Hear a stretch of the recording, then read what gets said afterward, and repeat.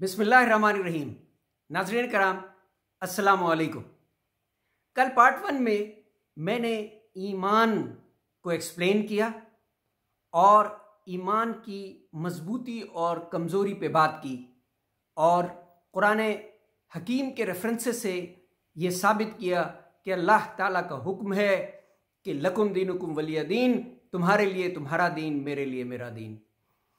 तो सवाल ये पैदा होता है कि जब अल्लाह ताला ने इतना क्लियर एक हुक्म दे दिया है कि तुम्हारे लिए तुम्हारा दीन, मेरे लिए मेरा दीन, तो फिर क्यों इख्तिलाफात होते हैं और क्यों हर दूसरे दिन एक अनफॉर्चुनेट वाक़या होता है दुनिया के किसी हिस्से में जहाँ किसी एक मज़हब की इल्हामी किताब को नऊज़ुबिल्लाह नज़र आतिश किया जाता है या उसकी बेहुरमती की जाती है और इसी तरह नबी सल्लल्लाहु अलैहि वसल्लम की डिसरिस्पेक्ट शो की जाती है। ऐसा क्यों होता है? मेरी राय में यह कोई इंडिविजुअल अमल नहीं है।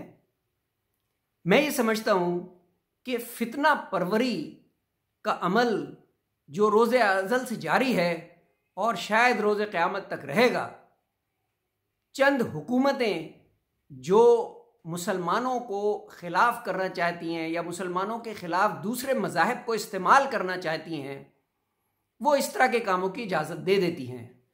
जैसा कि स्वीडन में हुआ कि पुलिस ने इजाज़त दे दी कि जाओ कुरान जला दो, नऊज़ुबिल्लाह।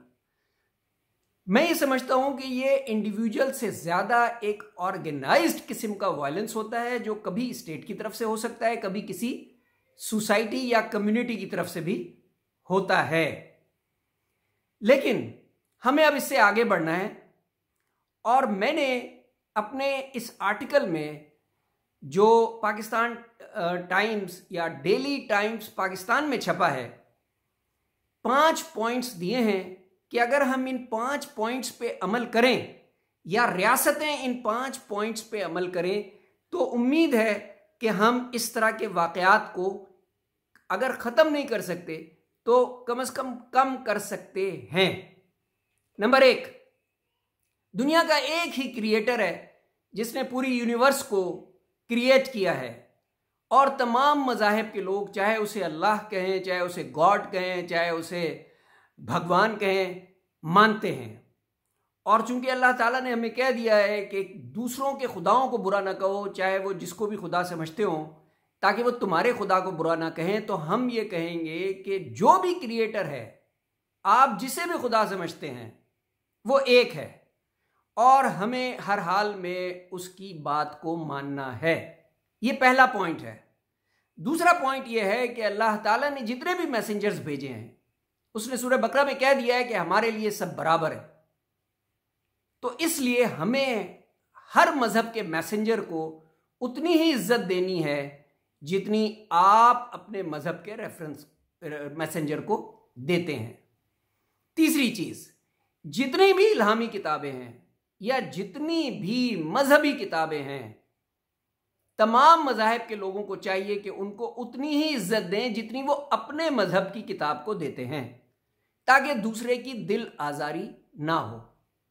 चौथा पॉइंट मेरा यह है कि जितने भी होली रिचुअल्स हैं, वो चाहे किसी भी मजहब के हों, जहां पे वो कम्युनिटी कोई रहती है, जब वो होली रिचुअल्स अपने मना रही है, तो दूसरी कम्युनिटी को चाहिए कि वो उसको एक्सेप्ट करें, उसमें बेशक पार्टिसिपेट करें या ना करें, लेकिन कम से कम उसका एहतराम करें और उनको स्पेस दें कि वो अपने होली रिचुअल्स को वक्त पे मना सकें।